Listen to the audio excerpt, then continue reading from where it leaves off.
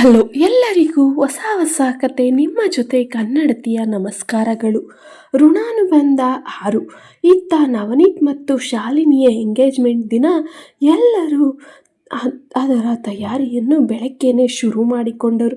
ರಾಮೇಗೌಡರು ಅರಿಬರಿಯಲ್ಲಿ ನೆಂಟರಿಗೆ ಮತ್ತು ಊರಿನವರಿಗೆಲ್ಲ ಹೇಳಿ ಮುಗಿಸಿದರು. ಬೆಳಗ್ಗೆನೇ ಸ್ಟೇಜ್ ಡೆಕೋರೇಷನ್ನವರು ಬಂದು ಮನೆ ಮುಂದೆ ಸುಂದರವಾಗಿ ಅಲಂಕಾರ ಮಾಡುತ್ತಿದ್ದರು. ಹಾಗೆ ಶ್ರುತಿ ರಂಗೋಲಿ ಹಾಕುತ್ತಾ ಡೆಕೋರೇಟಿವ್ ಅಣ್ಣನಿಗೆ, ಇಲ್ಲಿ ನೋಡಿ ಅಣ್ಣ, ನಿಮ್ಮ ಹತ್ತಿರ ಹೂವು ಮಿಕ್ಕಿದ್ರೆ ರಂಗೋಲಿಗೆ ಹೂವಿನ ಅಲಂಕಾರ ಮಾಡಿ. ಡೆಕೋರೇಟಿವ್ ಅಣ್ಣ: ಆಯಿತು, ಮಾಡಿಕೊಡ್ತೀನಿ, ನೀವು ರಂಗೋಲಿ ಬಿಟ್ಟಿದ ಮೇಲೆ ಹೇಳಿ. ಶ್ರುತಿ: ಸರಿ ಅಣ್ಣ. ಇತ್ತ ಅನುರಾಧ ತುಂಬ ಗಡಿಬಿಡಿಯಲ್ಲಿ ಒಪ್ಪಳ್ಳಿಯ ಶಾಸ್ತ್ರಕ್ಕೆ ಬೇಕಾಗುವ ತಯಾರಿಯನ್ನು ನಡೆಸುತ್ತಿರುತ್ತಾಳೆ. ಶಾಲಿನಿಯನ್ನು ಎದ್ದೇಳು, ಸೂರ್ಯ ನೆತ್ತಿ ಮೇಲೆ ಬಂದಿದ್ದಾನೆ, ಇನ್ನೂ ಮಲಗಿದ್ದೀಯ, ಹೇಳು ಬೇಗ. ಶಾಲಿನಿ: ಅಮ್ಮ, ನೆನ್ನೆ ರಾತ್ರಿ ಮೆಹಂದಿ ಹಾಕಿಕೊಂಡು ಮಲಗಿದ್ದು ಲೇಟಾಯಿತು, ಎದ್ದೇಳ್ತೀನಿ ರಮ್ಮ. ಅನುರಾಧ: ನಿನಗಿಂತಲೂ ಶ್ರುತಿ ಲೇಟಾಗಿ ಮೆಹಂದಿ ಹಾಕ್ಕೊಂಡು ಮಲ್ಕೊಂಡ್ಳು. ಅವಳು ಎದ್ದು ಸ್ನಾನ ಮುಗಿಸಿ ನೀನು ಪೂಜೆ ಮಾಡಲಿ ಅಂತ ಪೂಜೆಗೆ ಎಲ್ಲವನ್ನು ರೆಡಿ ಮಾಡಿ ಇಟ್ಟಿದ್ದಾಳೆ. ರಂಗೋಲಿ ಬಿಡಿಸ್ತಿದ್ದಾಳೆ. ನೀನು ಮಾತ್ರ ಮಹಾರಾಣಿ ಥರ ಮಲಗಿದ್ದೀಯ, ಎದ್ದು ಬಾರೆ ಸಾಕು. ಹೋದ ಮನೆಯಲ್ಲೂ ಹೀಗೆ ಸೂರ್ಯ ನೆತ್ತಿಗಂಟ ಬರೋವರೆಗೂ ಮಲ್ಕೋ. ನಿನಗೆ ಉಗಿಯೋದಲ್ಲದೆ ನಿನ್ನ ಎತ್ತವರು ಇದೇನ ಕಲಿಸಿರೋದು ಅಂತ ನಮಗೂ ಉಗಿತಾರೆ. ಎದ್ದು ಬರ್ತೀಯೋ, ಒಂದು ಬಕೆಟ್ ನೀರು ತಂದು ತಲೆ ಮೇಲೆ ಸುರಿಲ. ಶಾಲಿನಿ: ಏನಮ್ಮ ನಿಂದು ಗೋಳು, ಯಾವಾಗಲೂ ವಟ ವಟ ವಟ ಅಂತೀಯ, ನೆಮ್ಮದಿಯಾಗಿ ನಿದ್ದೆ ಮಾಡೋಕ್ಕೂ ಬಿಡಲ್ಲ. ಅಂತೂ ಅಲ್ಲದೆ ಮುಂದೆ ಆಗೋದೆಲ್ಲ ಹೇಳ್ತೀಯ. ನೀನು ಜ್ಯೋತಿಷಿಯಾಗ್ಬಿಡ್ಬೇಕಾಗಿತ್ತು. ಯಾರಿಗೆ ಗೊತ್ತು, ಈ ಮನೆಗಿಂತ ಹೋದ ಮನೆಯಲ್ಲಿ ಸುಖವಾಗಿರುತ್ತೇನೋ. ಎಲ್ಲರೂ ಮಕ್ಕಳು ಚೆನ್ನಾಗಿರಲಿ ಅಂತ ಹಾರೈಸಿದರೆ ನೀ ಮಾತ್ರ ಹೋದ ಮನೆಯಲ್ಲಿ ಬಯಸ್ಕತೀಯ ಅಂತ ಹಾಗೆ ಹೀಗೆ ಅಂತ ಮಾತಾಡ್ತಾ ಇರ್ತೀಯ. ಯಾವಾಗಲೂ ನಿಂದು ಇದೇ ಆಯಿತು, ಎಷ್ಟೇ ಹೇಳಿದ್ರು ನಿನಗೆ ಅಷ್ಟೇ ಅಂತ ಅನುರಾಧ ಜೊತೆ ರೇಗಾಡ್ತಾಳೆ. ಆಗ ಅನುರಾಧ: ಇವತ್ತು ನಿನ್ನ ಎಂಗೇಜ್ಮೆಂಟ್, ಇವತ್ತಾದರೂ ಹೇಳಿದ ಮಾತು ಕೇಳದೆ ಹೀಗೆ ಮಾತಿಗೆ ಮಾತು ಕೊಡ್ತೀಯಲ್ಲ. ಯಾರಾದರೂ ನೋಡಿದರೆ ಹುಡುಗಿಯವರ ಅಮ್ಮನ ಜೊತೆನೇ ಜಗಳ ಆಡ್ತಾಳೆ, ಎಂಥ ಬಜಾರಿ ಅನ್ನುತ್ತಾರೆ. ಹೋಗಿ ಮೊದಲು ಸ್ನಾನ ಮಾಡು. ಶಾಲಿನಿ: ಅವರು ಅಂದ್ಕೊಳ್ತಾರೋ ಇಲ್ವೋ, ನೀವನ್ನೋದನ್ನು ಕೇಳಿಸ್ಕೊಂಡ್ರೆ ನಿಜ ಅನ್ಕೋತಾರೆ. ಹೀಗೆ ಮಾತಿಗೆ ಮಾತು ಬೆಳೆಸುತ್ತಿರುವುದನ್ನು ನೋಡಿದ ರಾಮೇಗೌಡರು: ನೀವಿಬ್ಬರು ಇವಾಗ ಹೀಗಾಡೋದಕ್ಕಿಂತ ಇನ್ನೂ ಸ್ವಲ್ಪ ಹೊತ್ತು ಬಿಟ್ಟು ಆಡಿ, ಆವಾಗ ಬೀಗರು ಎಲ್ಲರೂ ಬಂದಿರ್ತಾರೆ, ಪರವಾಗಿಲ್ವೇ, ಎಂಥ ಮನೆ ಹೆಣ್ಣು, ಮತ್ತು ಸಂಸ್ಕಾರವಂತ ಮನೆಯಿಂದ ಹೆಣ್ಣನ್ನು ತಗೊಂಡು ಹೋಗ್ತಾ ಇದ್ದೀವಿ ಅಂತ ತುಂಬ ಖುಷಿ ಪಡ್ತಾರೆ. ಈಗ ಆಡ್ತಿದ್ದೀರಲ್ಲ, ಇಬ್ಬರಿಗೂ ಕಪಾಲಕ್ಕೆ 2 ಕೊಡ್ತೀನಿ, ಹೋಗಿ ಪಟಾಫಟ್ ಅಂತ ಕೆಲಸ ಮುಗಿಸಿ ನಿಮ್ಮ ನಾಟಕನೆಲ್ಲ ಇಲ್ಲಿಗೆ ನಿಲ್ಲಿಸಿ ರೆಡಿಯಾಗಿ. ಅನುರಾಧ: ಅರಿಶಿನ ಕುಂಕುಮ ಕೊಡಲು ಬೇಕಾಗಿರುವ ಬೆಳ್ಳಿ ಕುಂಕುಮದ ಬಟ್ಟಲು, ಪೂಜೆಗೆ ಬೇಕಿರುವ ಕಳಸ ಹಾಗೂ ಆರತಿ ತಟ್ಟೆ ಎಲ್ಲವನ್ನು ಹಟ್ಟದ ಮೇಲಿಂದ ಕೆಳಗೆ ಇಡಿಸುತ್ತಿರುತ್ತಾರೆ. ಹಾಗೆ ಶಾಸ್ತ್ರಕ್ಕೆ ಬೇಕಾಗಿರುವ ಎಲ್ಲ ಸಾಮಾನನ್ನು ತೆಗೆದುಕೊಳ್ಳುತ್ತಿರುತ್ತಾಳೆ.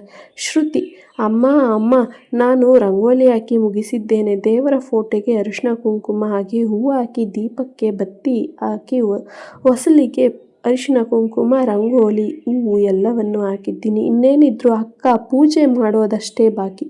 ಇನ್ನೇನಾದರೂ ಕೆಲಸ ಇದ್ದರೆ ಹೇಳಮ್ಮ. ಅನುರಾಧ: ಈ ಸಾಮಾನೆಲ್ಲ ಸ್ವಲ್ಪ ಹುಣಸೆ ಹಣ್ಣು ಹಾಕಿ ತೊಳೆದು ಒಣ ಬಟ್ಟೆಯಲ್ಲಿ ಒರೆಸಿ ಇದಕ್ಕೆ ಅಕ್ಷತೆ ರೆಡಿ ಮಾಡು. ಅರಿಶಿನ ಕುಂಕುಮ ಕೊಡಲು ತಟ್ಟೆ ರೆಡಿ ಮಾಡು. ಹಾಗೆ ಒಪ್ಪಳ್ಳಿಯ ಶಾಸ್ತ್ರಕ್ಕೆ ಬೇಕಾಗುವ ತಟ್ಟೆಗಳನ್ನು ರೆಡಿ ಮಾಡು. ಶ್ರುತಿ: ಸರಿಯಮ್ಮ ಅಂತ ಹೇಳಿ ಎಲ್ಲ ಸಾಮಾನನ್ನು ಹುಣಸೆ ಹಣ್ಣನ್ನು ಹಾಕಿ ನೀಟಾಗಿ ತೊಳೆದು ತಗೊಂಡು ಬಂದು ಒಂದು ಒಣ ಬಟ್ಟೆಯಲ್ಲಿ ಒರೆಸಿ ತಟ್ಟೆಗೆ ಅರಿಶಿನ ಕುಂಕುಮದ ಬಟ್ಟಲನ್ನು ಇಟ್ಟು ಅದಕ್ಕೆ ಅರಿಶಿನ ಕುಂಕುಮವನ್ನು ಸೇರಿಸಿ ಹೂಗಳನ್ನು ಸುತ್ತ ಜೋಡಿಸಿ ಅಕ್ಷತೆಯನ್ನು ಸಿದ್ಧ ಮಾಡಲು ಶುರು ಮಾಡುತ್ತಾಳೆ. ಮೊದಲು ಅಕ್ಕಿಯನ್ನು ತೆಗೆದುಕೊಂಡು ಅದಕ್ಕೆ ಅರಿಶಿನ, ನೀರು, ಸ್ವಲ್ಪ ಕೈ ಎಣ್ಣೆ ಅಂದರೆ ಅಕ್ಷತೆಯನ್ನು ಬರುವಂತಹ ಹೆಣ್ಣು ಮಕ್ಕಳ ಹಣೆಗೆ ಇಡಲು ಸಿದ್ಧ ಮಾಡುವುದರಿಂದ ಇವೆಲ್ಲವನ್ನು ಹಾಕಿ ಮಿಕ್ಸ್ ಮಾಡಿ ತಂದಿಡುತ್ತಾಳೆ.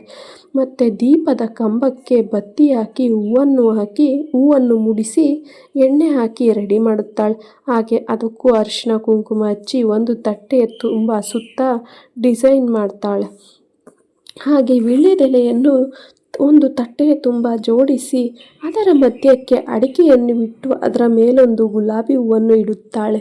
ಬಾಳೆಹಣ್ಣನ್ನು ಸುತ್ತ ಡಿಸೈನ್ ಹಾಕಿ ಜೋಡಿಸಿ ಅದಕ್ಕೂ ಕೂಡ ಹೂವನ್ನು ಇಡುತ್ತಾಳೆ. ಕಳಸವನ್ನು ಒಂದು ಅಕ್ಕಿ ತುಂಬಿರುವ ತಟ್ಟೆಯ ಒಳಗಡೆ ಇಟ್ಟು ಅದಕ್ಕೆ 5 ವೀಳ್ಯದೆಲೆಯನ್ನು ಹಾಕಿ ವಿಭೂತಿ ಗಟ್ಟಿಯನ್ನು ಇಟ್ಟು ಹೂವನ್ನು ಮುಡಿಸಿ ಅದೇ ತಟ್ಟೆಗೆ ಎಲೆ ಅಡಿಕೆ ಬಾಳೆಹಣ್ಣು ಕನ್ನಡಿ ಇಷ್ಟನ್ನು ನೀಟಾಗಿ ಜೋಡಿಸಿ ಶಾಸ್ತ್ರ ಮಾಡಲು ಮತ್ತೊಂದು ತಟ್ಟೆಯಲ್ಲಿ ಅಕ್ಕಿಯನ್ನು ತುಂಬಿಟ್ಟು ಹಸೆಮಣೆಯನ್ನು ತಂದು ಅದಕ್ಕೆ ಬಿಳಿ ಪಂಚೆಯನ್ನು ಹೊದಿಸಿ ತಯಾರಿಸಿ ಸಿದ್ಧ ಮಾಡುತ್ತಾಳೆ.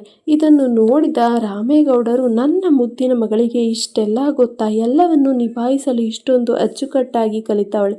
ಇದನ್ನೆಲ್ಲ ನೋಡಿದರೆ ಇವಳು ಸೇರುವ ಮನೆ ತುಂಬ ಅದೃಷ್ಟ ಮಾಡಿದೆ. ಹಾಗೆ ನಯ ನಾಜೂಕು, ಎಲ್ಲವನ್ನು ಸರಿದೂಗಿಸುವ ತಾಳ್ಮೆ, ಯಾವುದೇ ಕೆಲಸವನ್ನು ಅಚ್ಚುಕಟ್ಟಾಗಿ ನಿಭಾಯಿಸುವುದು ನೋಡಿದರೆ ಇವಳಂಥ ಮಗಳನ್ನು ಪಡೆದ ನಾನೇ ಪುಣ್ಯವಂತ ಅನಿಸುತ್ತೆ ಅಂತ ಮನಸ್ಸಲ್ಲೇ ತುಂಬ ಖುಷಿ ಪಟ್ಟುಕೊಂಡು ಶ್ರುತಿ ಹತ್ತಿರ ಬಂದು, ಎಲ್ಲ ರೆಡಿ ಆಯ್ತಾ ಮಗಳೇ ಅಂತ ಕೇಳ್ತಾರೆ.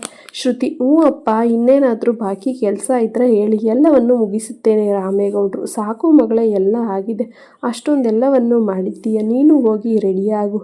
ಹಾಗೆ ಗಂಡಿನ ಕಡೆಯವರು ಬರುವ ಟೈಮ್ ಆಗುತ್ತೆ. ಶ್ರುತಿ ಸರಿಯಪ್ಪ ಅಂತ ಹೇಳಿ ಶಾಲಿನಿಯ ರೂಮ್ಗೆ ಹೋಗ್ತಾಳೆ. ಅಲ್ಲಿ ಶಾಲಿನಿಯನ್ನು ಮೇಕಪ್ ಆರ್ಟಿಸ್ಟ್ ರೆಡಿ ಮಾಡುತ್ತಿರುತ್ತಾರೆ. ಶ್ರುತಿ, ಅಕ್ಕ, ನನ್ನ ಸೀರೆ ಕೊಡಕ್ಕ, ನಾನು ರೆಡಿಯಾಗಿ ಬರ್ತೀನಿ. ಶಾಲಿನಿ, ಅದೆಲ್ಲ ಏನೂ ಬೇಡ, ಇಲ್ಲೇ ಇರು, ನಿನಗೂ ಸೇರಿಸೇ ಮೇಕಪ್ ಆರ್ಟಿಸ್ಟ್ಗೆ ಹೇಳಿರೋದು, ನಿನ್ನನ್ನು ಅವರೇ ರೆಡಿ ಮಾಡುತ್ತಾರೆ. ನೀನು ಒಳ್ಳೆ ಹಳೆ ಕಾಲದವರ ಹಾಗೆ ಅಡುಗುಲಜ್ಜಿ ಥರ ಸೀರೆ ಉಟ್ಕೊಂಡು ಎಲ್ಲರ ಮುಂದೆ ಓಡಾಡಿದ್ರೆ ನನ್ನನ್ನು ಆಡ್ಕೋತಾರೆ.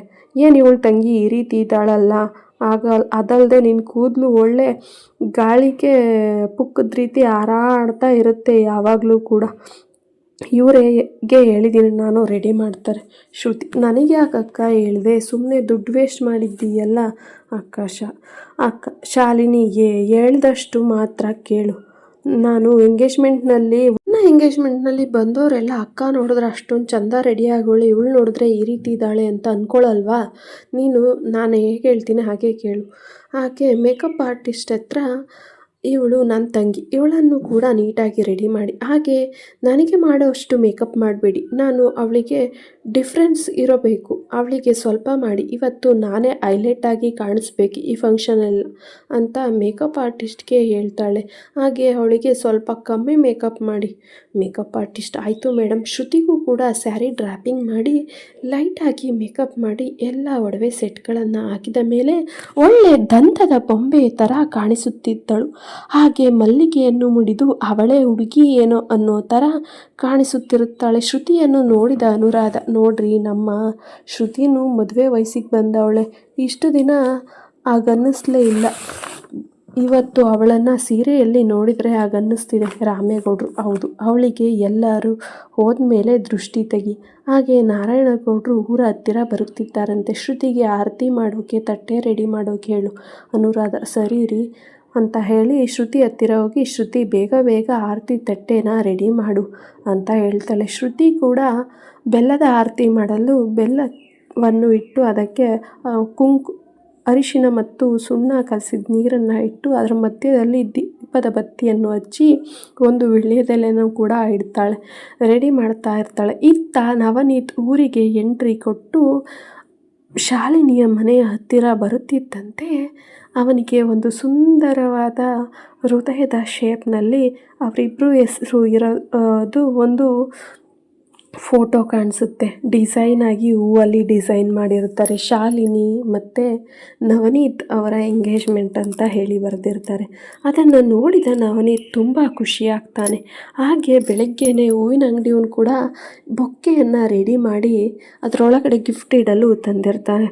ಇವನು ಅದರೊಳಗಡೆ ಗಿಫ್ಟನ್ನು ಇಟ್ಕೊಂಡು, ಅದು ಯಾವ ರೀತಿ ಅಂತಂದರೆ ಬೊಕ್ಕೆ ಸುತ್ತ ಚಾಕ್ಲೇಟು, ಅದರ ಮೇಲೆ ಹೂಗಳು, ಮಧ್ಯ ಒಂದು ಗಿಫ್ಟು ಸುಂದರವಾಗಿ ಕಾಣುತ್ತಿರುತ್ತದೆ. ಹಾಗೆ ಒಂದಷ್ಟು ಬಲೂನ್, ಹಾರ್ಟ್ ಶೇಪಲ್ಲಿರೋ ಬಲೂನ್ಗಳಿಗೆ ಹೂವನ್ನು ತುಂಬಿ ಮತ್ತು ಫ್ರೆಂಡ್ಸ್ಗಳಿಗೆಲ್ಲ ಏನೇನೋ ವಿಶೇಷವಾಗಿ ಅವಳನ್ನು ಸೆಲೆಬ್ರೇಟ್ ಮಾಡಬೇಕು ಅಂತ ಅನ್ನೋದಕ್ಕೆ ಎಲ್ಲವನ್ನು ರೆಡಿ ಮಾಡ್ಕೊಂಡಿರ್ತಾನೆ. ಇತ್ತ ಶ್ರುತಿ ಕೂಡ ನವನೀತ್ ಮನೆಯ ಬಾಗಿಲ ಹತ್ತಿರ ಬಂದ ತಕ್ಷಣ ಆರತಿ ತಟ್ಟೆಯನ್ನು ತೆಗೆದುಕೊಂಡು ಹೋಗಿ ನವನೀತ್ಗೆ ಆರತಿಯನ್ನು ಮಾಡುತ್ತಿರುತ್ತಾಳೆ. ಹಾಗೆ ನಾರಾಯಣಗೌಡರನ್ನು ರಾಮೇಗೌಡರು ಮಾತಾಡಿಸುತ್ತಾರೆ. ಬಂದ್ರ, ಎಲ್ಲ ಸೌಖ್ಯವಾಗಿ ಬಂದ್ರ, ಆರಾಮಾಗಿ ಇತ್ತ ನೀವು ನಿಮ್ಮ ಪ್ರಯಾಣ, ಹಾಗೆ ಬನ್ನಿ ಅಂತ ಹೇಳಿ ಒಳಗೆ ಕರೆಯುತ್ತಾರೆ. ಅತ್ತ ಶ್ರುತಿ ಆರತಿ ತಟ್ಟೆಯನ್ನು ತಂದಿರುವುದನ್ನು ಇನ್ನೂ ನವನೀತ್ ಗಮನಿಸಿರುವುದಿಲ್ಲ. ನವನೀತ್ ಇನ್ನೂ ಸ್ವಲ್ಪ ದೂರದಲ್ಲಿರುತ್ತಾನೆ. ಶ್ರುತಿ ಮನೆ ಬಾಗಿಲಿಂದ ಆರತಿ ತಟ್ಟೆಯನ್ನು ಹಿಡಿದುಕೊಂಡು ಬರ್ತಾ ಇರುತ್ತಾಳೆ. ಅದನ್ನು ನೋಡಿದಂತಹ ನವನೀತ್ ದೂರದಿಂದ ಅಷ್ಟು ಸರಿಯಾಗಿ ಕಾಣಿಸುತ್ತಿರಲಿಲ್ಲ. ನಾಳಿನ ಸಂಚಿಕೆಯಲ್ಲಿ ನವನೀತ್ ಮತ್ತು ಶಾಲಿನಿಯ ಎಂಗೇಜ್ಮೆಂಟ್ ಮತ್ತು ಹುಬ್ಬಳ್ಳಿಯ ಶಾಸ್ತ್ರದ ಸಂಭ್ರಮವನ್ನು ಹಂಚಿಕೊಳ್ಳುತ್ತೇನೆ. ಎಲ್ಲರಿಗೂ ಧನ್ಯವಾದಗಳು.